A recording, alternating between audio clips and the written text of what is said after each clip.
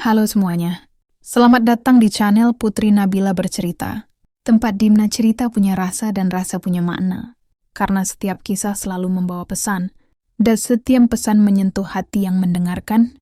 Jadi siapkan waktu terbaikmu, cari tempat yang nyaman. Channel ini berisikan video konten kisah menarik. Dukung terus channel ini dengan like, komen, dan subscribe. Yang sudah subscribe, semoga dimudahkan rezeki. Langsung saja ke cerita. Hujan turun rintik-rintik sejak pagi. Aku duduk di ujung ranjang sambil mengelus perutku yang besar, menanti kontraksi demi kontraksi yang mulai terasa semakin sering. Hari ini adalah hari perkiraan lahir, dan aku tahu bayi dalam kandunganku siap bertemu dunia. Degup jantungku tak menentu, antara tegang, bahagia, sekaligus takut. Fajar, suamiku, duduk di meja makan sambil memainkan sendok di cangkir kopinya. Dia tampak gelisah. Biasanya dia akan menemaniku saat seperti ini, tapi hari ini ekspresinya justru jauh dari haru atau antusiasme. Aku harus ke kantor sebentar. Ada meeting mendadak. Katanya tiba-tiba tanpa menatapku langsung. Aku terdiam. Rasanya seperti ada yang menusuk pelan di dada. Meeting sekarang? Hari ini, Jar? Tanyaku pelan. Dia bangkit sambil merapikan jasnya. Iya, penting banget. Aku janji nggak lama. Nanti nyusul ke rumah sakit. Kamu kan ditemenin mama. Aku masih tak bisa percaya. Bukankah dia tahu hari ini bisa jadi hari aku melahirkan? Kami sudah sepakat. Saat kontraksi datang, dia akan siaga. Akan jadi orang pertama yang menggenggam tanganku di ruang bersalin. Tapi sekarang, dia justru lebih memilih meeting. Fajar, aku takut. Aku butuh kamu. Ucapku pelan, nyaris seperti bisikan. Dia hanya menghela napas. Sayang, kamu kuat. Aku tahu itu. Aku cuma pergi sebentar. Aku juga deg-degan, percaya deh. Tapi tanggung jawab kantor juga penting. Kui hanya menunduk. Tiba-tiba kontraksi datang lebih tajam, membuatku meringis. Fajar hanya menatap sebentar, lalu mendekat dan mencium keningku sekilas. Aku pergi dulu ya. Nanti kabarin aku kalau mulai terasa banget. Aku nyusul janji. Dan begitu saja dia pergi. Suara pintu tertutup terasa seperti gemuruh petir di dadaku. Mama yang melihatku pucat segera membantuku bersiap ke rumah sakit. Kamu nggak sendiri, nak. Mama ada di sini. Ujarnya lembut sambil menggenggam tanganku. Tapi seberapapun mama berusaha menenangkanku, aku tahu ada sesuatu yang salah. Firasatku menjerit. Bukan cuma soal Fajar, yang meninggalkan aku di hari paling penting dalam hidup kami, tapi caranya pergi, dingin, tergesa, seolah ada sesuatu yang ia sembunyikan. Dan saat aku memegangi perutku, merasakan gerakan bayi dalam rahimku, aku hanya bisa berdoa. Semoga ini hanya perasaanku saja. Semoga Fajar benar-benar kembali. Semoga dia masih jadi suami yang kutunggu di balik pintu ruang bersalin. Tapi ternyata, semua itu hanya harapan kosong. Rasa sakit datang dalam gelombang. Awalnya 15 menit sekali, lalu semakin cepat, hingga akhirnya hanya berselang 5 menit antar kontraksi.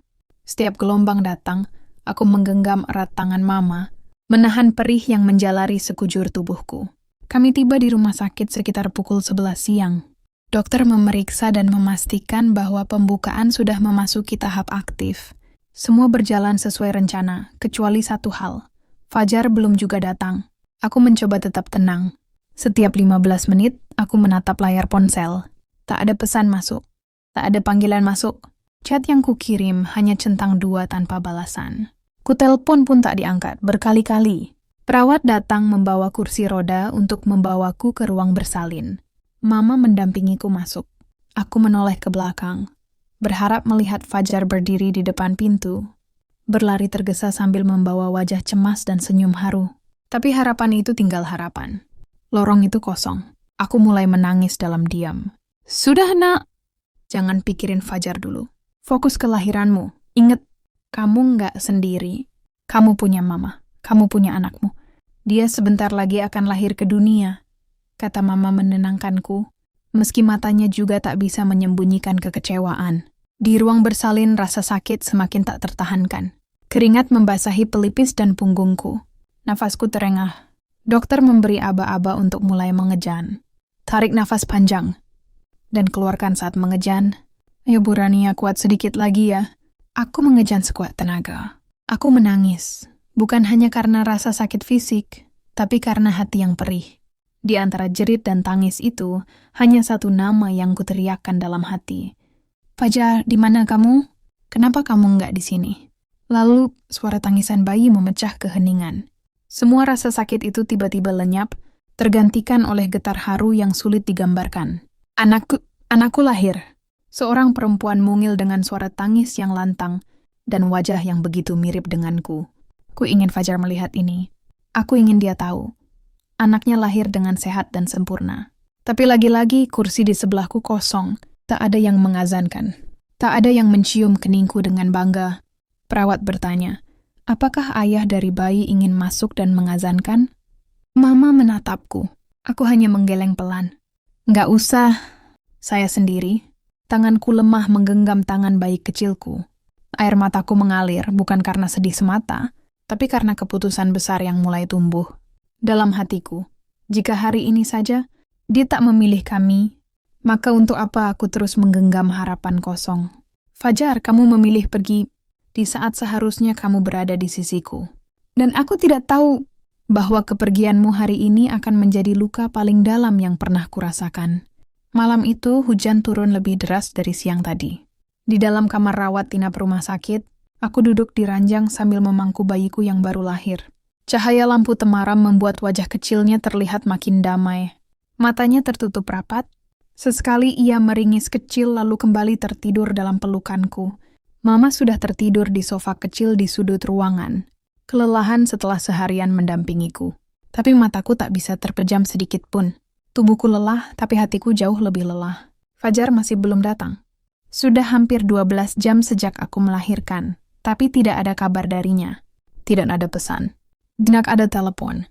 Bahkan tidak ada permintaan maaf. Yang lebih menyakitkan, dia bahkan belum melihat wajah anaknya sendiri. Kupandangi wajah mungil bayi perempuanku. Aku sudah memikirkan nama untuknya sejak bulan keempat. Nama yang kupilih sendiri, tanpa diskusi. Fajar tidak pernah tertarik membahasnya. Bahkan saat kutanya, ia hanya menjawab singkat, terserah kamu aja. Akhirnya kuputuskan hari ini juga, Arsya Nayara Fadila. Arsya, yang berarti pemimpin. Nayara, cahaya yang bersinar terang. Fadila, karena dia perempuan yang lahir dari kehormatan dan aku akan membesarkannya dengan penuh harga diri. Perawat masuk malam itu untuk mencatat data kelahiran. Nama anaknya, Bu? Arsya Nayara Fadila, jawabku mantap. Nama ayah tetap ditulis ya, Bu? Tanyanya hati-hati. Aku terdiam sejenak. Dada ini sesak. Tapi akhirnya aku menjawab, ya tulis saja. Fajar Arya Satya. Meski hatiku ingin menghapus namanya dari hidup kami, aku tak bisa mengingkari hak darah daging. Tapi satu hal yang kutegaskan pada diriku. Malam itu, aku tidak akan membiarkan anak ini tumbuh hanya sebagai bayang-bayang dari ayah yang tidak bertanggung jawab. Air mataku menetes lagi. Ku peluk Arsya erat. Nak, mulai hari ini, kita mungkin hanya punya satu sama lain. Tapi ibu janji, ibu akan jadi segalanya buat kamu. Ibu nggak akan biarkan kamu merasa kurang satu pun. Dan dalam diam itu ku tahu, rasa cinta pada anak ini akan menjadi bahan bakarku untuk berdiri, bertahan dan melawan semua rasa sakit. Termasuk dari seorang suami yang bahkan tak hadir di hari kelahiran anaknya. Pagi hari setelah melahirkan, aku terbangun bukan karena suara tangis bayi, tapi karena ponselku bergetar pelan di meja samping tempat tidur. Ku tengok jam di dinding, pukul 7.26, Fajar masih belum datang. Tak ada pesan dari semalam. Kupikir mungkin kali ini dia akan muncul, membawa alasan, membawa permintaan maaf. Tapi ternyata yang kulihat justru pesan dari seseorang yang tak kuharapkan. Muncul di saat seperti ini, Rani, sahabatku sejak SMA yang juga mengenal Fajar karena kami sering bertiga nongkrong saat kuliah. Isinya singkat. Dan aku nggak tahu harus ngomong apa, tapi aku rasa kamu harus tahu ini. Aku mengerutkan dahi. Jantungku langsung berpacu tak menentu. Jemariku bergetar saat membalas. Tahu apa, Ran? Ada apa? Pesannya dibalas cepat. Kali ini ada foto terlampir. Begitu kubuka, mataku membelalak. Tanganku refleks menutupi mulut, menahan jerit yang nyaris keluar. Tuh, Fajar, dia sedang duduk di ruang tunggu rumah sakit. Tapi bukan rumah sakit tempatku melahirkan. Aku tahu betul karena tempat itu berbeda, kursinya berbeda, bahkan logonya berbeda. Di samping Fajar ada seorang wanita. Perempuan berambut sebahu, memakai daster rumah sakit, terlihat lelah, dan sedang menggenggam tangan Fajar erat. Keterangan fotonya dari Rani membuat seluruh tubuhku seperti dihantam palu. Aku ke rumah sakit sejahtera karena keponakanku dirawat. Dan aku lihat Fajar di sana. Kayaknya dia lagi nemenin perempuan yang baru lahiran juga. Aku lihat dia masuk ke ruang bersalin. Aku cuma bisa diam, Ran. Maaf, tangisku pecah. Sakit yang kurasakan bahkan lebih tajam dari rasa kontraksi kemarin. Fajar bukan meeting, bukan urusan kantor, tapi menemani perempuan lain melahirkan. Di hari yang sama denganku. Di waktu aku berjuang sendirian membawa darah dagingnya ke dunia, dia justru ada di sisi wanita lain. Melahirkan anaknya juga, aku merasa seperti dibunuh dalam diam. Tubuhku gemetar. Aku menatap bayi mungilku yang tertidur di boks bayi. Tak tahu bahwa dunia yang akan dia jalani dimulai dengan pengkhianatan seorang ayah. Ku ketik balasan sambil menahan tangis. Siapa wanita itu, Ran? Rani tak langsung menjawab. Tapi beberapa menit kemudian, sebuah nama muncul di layarku. Nama yang membuat masa lalu yang ingin kulupakan mendadak menyeruak kembali. Livia. Dia mantan rekan kerjamu, kan? Livia. Nama itu seperti racun yang kutelan paksa. Fajar pernah bekerja, satu tim dengan Livia. Aku pernah menuduh mereka punya hubungan lebih. Tapi Fajar bersumpah mati-matian kalau itu hanya rekan kerja. Aku percaya. Karena saat itu aku sedang hamil muda dan mencoba menjaga kestabilan emosi. Tapi ternyata semua itu hanya akal bulusnya. Hari itu aku tidak menangis lagi. Aku hanya diam. Karena saat rasa sakit sudah melampaui batas, air mata pun tak lagi mampu keluar. Aku merasa dikhianati sebagai istri, sebagai ibu dari anak yang baru dilahirkan, dan sebagai perempuan yang telah menyerahkan seluruh hidupnya untuk keluarga. Dan sejak detik itu aku tahu, aku harus mencari tahu kebenaran sepenuhnya.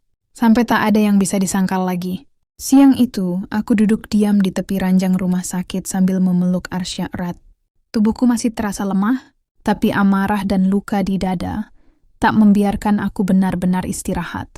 Setiap kali mengingat wajah Fajar menggenggam tangan, Livia, wanita yang pernah kutuduh, tapi kemudian ku percaya, aku merasa dikhianati 2 kali lipat. Mama melihatku masih tak berkata apa-apa sejak pagi. Beliau duduk mendekat dan menyentuh lenganku. Rania, kamu kenapa? Fajar belum juga datang. Aku hanya menggeleng pelan menahan air mata. Aku udah tahu, Mah, dia ternyata bukan meeting. Dia ke rumah sakit lain. Dia temani perempuan lain melahirkan. Mama terdiam. Wajahnya pucat. Tak percaya. Apa? Maksud kamu, Fajar? Temani siapa? Aku menyerahkan ponselku padanya, memperlihatkan semua pesan dari Rani, termasuk foto Fajar dan Livia. Mama membekap mulutnya sendiri saat melihat foto itu. Matanya membelalak lalu menggeleng berulang kali. Ya Allah, Fajar. Tegas sekali kamu, nak. Hening menyelimuti kami beberapa saat. Hanya suara nafas kecil Arsya yang terdengar. Mama lalu memelukku. Kamu nggak sendiri, Rania. Mama akan dampingi kamu. Mama janji. Sore harinya, aku menghubungi Rani kembali. Aku ingin tahu semuanya. Tidak setengah, tidak potongan. Aku ingin seluruh kebenaran, meski itu menghancurkan. Kami berbicara lewat telepon. Suaraku bergetar, tapi tekadku bulat. Ran, tolong cerita sejujurnya. Padahal kamu tahu Fajar dan Livia sejak kapan? Tanyaku tanpa basa-basi. Rani terdengar berat menjawab, tapi akhirnya ia bicara. Aku udah curiga sejak kalian pindah rumah setahun lalu. Fajar sering ngantar Livia pulang ke apartemen yang sama. Awalnya aku pikir mereka cuma satu kantor, tapi aku pernah lihat mereka berdua di luar jam kerja. Berdua saja, di kafe, di mall. Dan yang paling bikin aku yakin, waktu aku tanpa sengaja lihat mereka, gandengan tangan. Hatiku remuk. Kamu kenapa nggak bilang dari dulu, Ran? Aku takut. Takut kamu nggak percaya. Takut kamu malah pikir aku iri atau ingin merusak rumah tangga kamu. Tapi pas kamu lahiran kemarin, dan aku lihat dia temani Livia di rumah sakit, aku nggak tahan lagi. Aku harus jujur. Aku menutup telepon dengan tangan gemetar. Satu persatu kebenaran terkuak dan semuanya menyakitkan. Yang malam itu, sekitar pukul 9 malam, Fajar akhirnya muncul. Pakaiannya rapi, wajahnya lelah. Tapi bukan karena khawatir. Dia masuk dengan tenang, seolah tidak terjadi apa-apa. Hai, katanya pendek. Maaf, aku baru datang. Tadi, urusan kantor berlarut-larut. Aku menatapnya. Diam, lalu menyodorkan ponselku. Lalu ini apa? Tanyaku datar. Dia menatap layar. Wajahnya pucat dalam sekejap. Matanya tak berkedip, tubuhnya kaku. Dia tahu, tak ada lagi yang bisa disembunyikan. Aku berdiri perlahan, tubuhku masih lemah pasca melahirkan. Fajar, kamu temani wanita lain melahirkan. Di hari yang sama saat aku lahirkan anak kamu. Kamu tahu nggak rasanya jadi aku? Sendirian, di ruang bersalin, menahan sakit. Nangis karena yang kupanggil-panggil malah lebih milih. Nemenin wanita lain melahirkan. Juga anakmu, dia membuka mulut, tapi tak ada suara yang keluar. Aku cuma ingin satu hal, lanjutku. Kejujuran. Sejak kapan? Sejak kapan kamu tidur dengan Livia? Sejak kapan kamu tipu aku, Fajar? Lalu, dia akhirnya bicara. Pelan. Patah-patah. Maaf, aku nggak berniat semuanya jadi seperti ini. Livia, dia hamil waktu itu. Aku bingung. Aku nggak mau kehilangan kamu, tapi aku salah. Aku salah besar. Aku tertawa pahit. Salah? Salahmu bukan cuma karena selingkuh, tapi karena kamu membiarkan aku melahirkan sendirian demi menemani perempuan lain yang kamu buat hamil juga. Kamu sudah lebih dari salah, Fajar. Kamu kejam. Fajar hanya bisa menunduk. Tak berani menatapku maupun Arsya. Hari itu, aku tidak lagi menunggu penyesalan dari mulutnya, karena luka yang dia buat sudah tak bisa disembuhkan hanya dengan kata maaf. Fajar duduk di kursi dengan wajah tertunduk. Suasana kamar rumah sakit yang semula hangat menjadi dingin dan sesak. Arsya, bayi mungil kami, tidur tenang di pelukanku, tak tahu bahwa dunia di sekitarnya sedang berguncang karena pengkhianatan ayah kandungnya sendiri. Aku menarik napas panjang. Kamu udah mulai selingkuh dari kapan? Fajar masih diam, tapi diamnya semakin membuatku ingin meledak. Kamu pikir aku nggak pantas tahu? Kamu pikir setelah semua yang aku korbankan, aku nggak punya hak tahu kebenarannya? Akhirnya dia bicara. Waktu kamu hamil 2 bulan, aku mulai dekat lagi sama Livia. Kami ketemu di acara kantor. Awalnya cuma ngobrol, katanya dia habis putus. Aku juga lagi stres waktu itu. Kamu sensitif terus karena kehamilan, dan aku merasa nggak diperhatikan. Aku menahan tawa getir. Jadi kamu selingkuh karena aku hamil? Karena aku lelah menjaga anak yang kamu juga buat? Fajar menunduk lebih dalam. Aku salah. Aku memang pengecut. Aku menatapnya tajam. Dan anak Livia. Itu anakmu juga, kan? Dia tak menjawab, tapi sorot matanya cukup menjelaskan semuanya. Jawaban itu menghantamku lebih dari yang bisa kubayangkan. Suamiku bukan hanya berselingkuh. Dia punya anak dari selingkuhannya. Mama yang sejak tadi hanya diam. Akhirnya bicara dengan suara bergetar karena amarah. Kamu laki-laki nggak punya hati. Fajar. Anakku ini bertaruh nyawa melahirkan anakmu, tapi kamu sibuk peluk perempuan lain. Kamu bukan cuma khianat, kamu biadab. Fajar mencoba mendekat ke arah Arsya. Tapi aku mau tanggung jawab. Rania, aku mau tetap jadi ayah buat Arsya. Aku menggeser tubuhku menjauh, memeluk Arsya lebih erat. Terlambat, kamu bahkan nggak datang di hari dia lahir. Dia nggak butuh sosok ayah yang hanya datang setelah semua terbongkar. Dia terdiam. Kutatap wajahnya dalam-dalam. Dan kamu tahu apa yang paling menghina, Fajar? Saat kamu menghamili 2 perempuan dalam waktu yang hampir bersamaan. Kau pikir aku akan terima jadi bagian dari rumah tangga poligami yang kau bangun diam-diam? Dia ingin membantah, tapi tak ada satu kata pun yang keluar dari mulutnya. Karena dia tahu, semuanya benar. Lalu ponsel Fajar berbunyi. Aku melirik sekilas ke layarnya, nama yang muncul, Livia. Dia melihatku. Buru-buru mengalihkan layar dan menolak panggilan. Tapi itu sudah cukup. Aku tahu apa prioritasnya sekarang. Aku akan urus perceraian. Ucapku pelan, namun tegas. Dan jangan coba-coba menghalangi. Karena aku tidak akan pernah membesarkan anakku dalam bayang-bayang pria seperti kamu. Dia terkejut. Tunggu. Ren, jangan gegabah. Kita bisa perbaiki ini? Aku menggeleng pelan. Tidak, Fajar. Kamu yang sudah memilih. Dan sekarang aku juga memilih. Mama mendekat menggenggam bauku. Kita pulang begitu kamu sudah pulih. Nak, Mama yang akan rawat kamu dan Arsya. Kamu nggak perlu takut. Aku menoleh pada Mama, lalu kembali menatap Fajar. Kamu boleh punya 2 anak dari 2 perempuan. Fajar, tapi jangan harap kamu bisa punya 2 rumah tangga. Rumah ini sudah runtuh, Dan aku tidak akan membangun ulang dari puing-puing pengkhianatanmu. Hari itu, rahasia yang selama ini ia sembunyikan telah terbongkar semua. Dan bersamaan dengan itu, tekadku juga lahir kembali. Aku akan bangkit demi anakku. Tanpa Fajar. Tanpa luka yang terus diperpanjang. 3 minggu telah berlalu. Sejak malam itu, malam di mana seluruh luka terbuka, dan kebenaran tak bisa lagi disangkal. Sejak saat itu, aku tidak lagi menoleh ke belakang. Tidak ada lagi ruang untuk memaafkan pengkhianatan yang telah merobek martabatku sebagai istri. Hari ini aku berdiri di depan kantor pengadilan agama. Tanganku menggenggam erat map berisi dokumen perceraian. Arsya ku gendong di pelukan, mengenakan jaket mungil berwarna krem. Mama ada di sampingku, menggenggam tanganku erat, memberikan kekuatan. "Yakin, nak?" tanya Mama lembut. Aku mengangguk mantap. Sudah nggak ada yang bisa diselamatkan, Ma. Fajar datang tak lama kemudian. Yana berdiri agak jauh dari kami. Pandangannya kosong, raut wajahnya kusut. Tak ada senyum, tak ada sapaan. Mungkin dia masih berharap aku akan berubah pikiran. Tapi tidak. Kali ini aku yang memegang kendali. Di dalam ruang sidang, hakim memulai proses dengan kalimat-kalimat formal. Aku menjawab semua pertanyaan dengan tegas, jujur, tanpa suara bergetar. Tapi saat hakim bertanya, "Apakah benar Anda ingin bercerai karena alasan suami berselingkuh dan menikahi wanita lain secara siri tanpa izin?" Aku hanya menjawab satu kata, "Ya." Fajar mencoba membela diri. Dia mengatakan ingin memperbaiki semuanya, bahwa dia bersedia menafkahi 2 anaknya, dan memohon agar aku mempertimbangkan kembali. Tapi aku hanya menatapnya dengan datar dan berkata, "Kamu minta aku bertahan hanya supaya kamu bisa tetap hidup nyaman dengan 2 perempuan?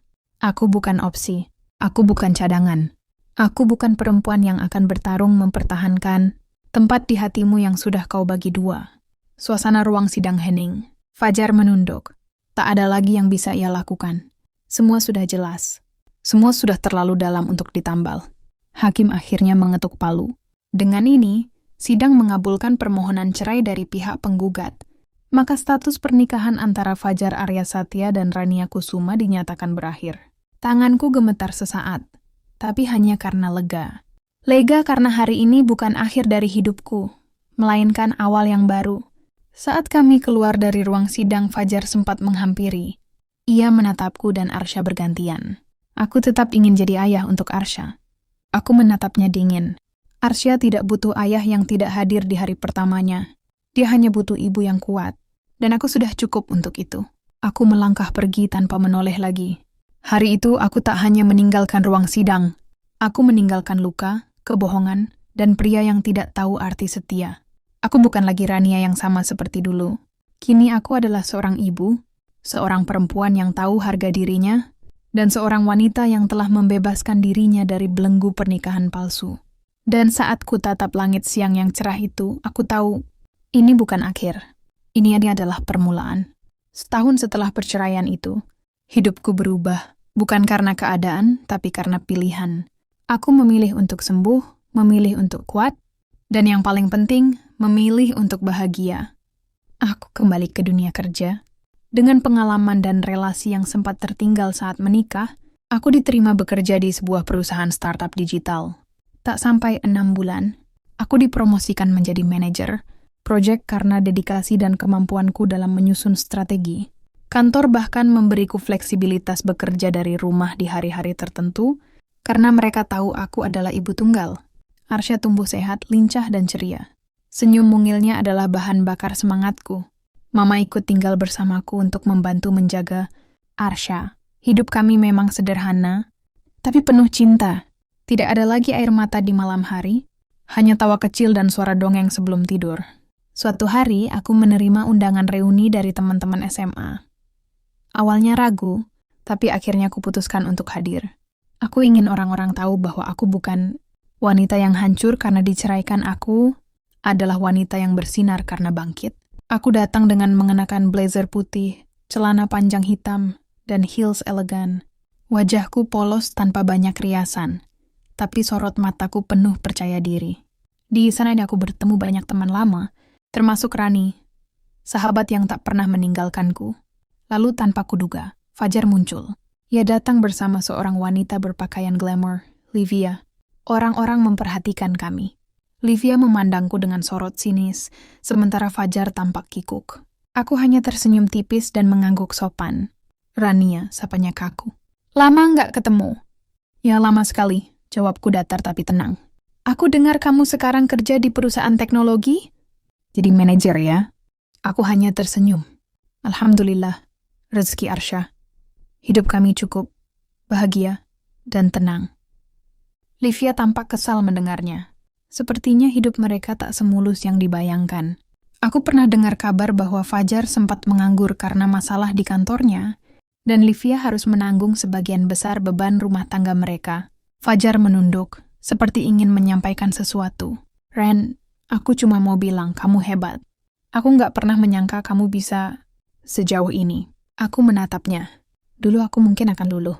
Tapi sekarang, aku tak merasa butuh validasi dari pria yang telah menghancurkanku. Aku memang hebat, Fajar. Sayangnya, kamu menyadarinya setelah semuanya terlambat. Aku melangkah pergi dengan kepala tegak, meninggalkan mereka yang dulu pernah meremehkanku. Suara hak sepatuku menggema, sama seperti langkah-langkah pasti yang kini kuambil di hidupku. Di luar gedung, aku mendapati Arsya sedang tertawa di pangkuan. Mama, matahari sore menyinari wajah mereka. Aku memeluk mereka erat, karena dalam pelukan itu ada rumah yang tak akan pernah runtuh. Kini aku tahu, aku tidak kehilangan apapun saat kehilangan Fajar. Justru, aku menemukan diriku yang sesungguhnya. Diriku yang kuat, diriku yang tak lagi mengemis cinta. Diriku yang hidup bukan untuk orang lain, tapi untuk kebahagiaan yang layak kudapatkan. Aku, Rania, adalah seorang ibu, seorang pemenang, dan ini baru awal dari segalanya.